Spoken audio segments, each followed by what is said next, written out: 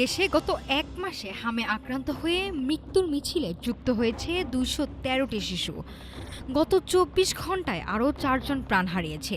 ২০২৫ সালের মধ্যে হাম নির্মূলের লক্ষ্য থাকলেও স্বাস্থ্য খাতের চরম অব্যবস্থাপনা আর টিকা সংকটে পরিস্থিতি এখন নিয়ন্ত্রণের বাইরে।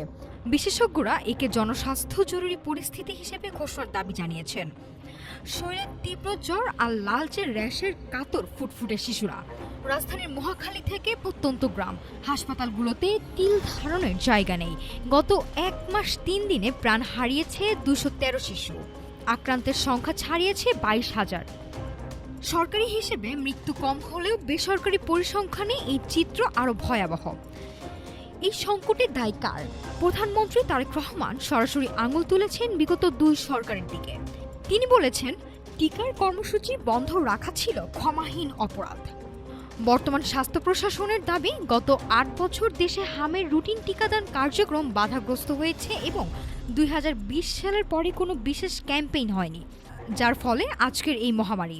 বিশেষজ্ঞরা বলছেন, মাঠ পর্যায়ে জনবল সংকট আর টিকা নিয়ে অবহেলার কারণে ১০ থেকে ১৫% শিশু টিকার বাইরে থেকে গেছে।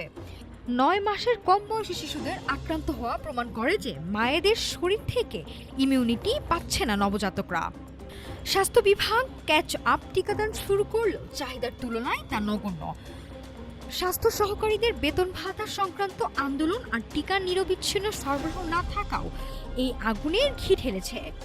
সরকার পক্ষ থেকে আগের প্রশাসনের ওপর দোষ চাপানো হলো, বর্তমান পরিস্থিতির ভয়াবহতা সামলাতে কতটা প্রস্তুত স্বাস্থ্য বিভাগ, সেই প্রশ্নই এখন বড় হয়ে দেখা দিয়েছে। হাম নির্মূলের স্বপ্ন কি তবে কাগজ কলমে সীমাবদ্ধ থাকবে? নাফিস সামিয়া, ঢাকা টুডে।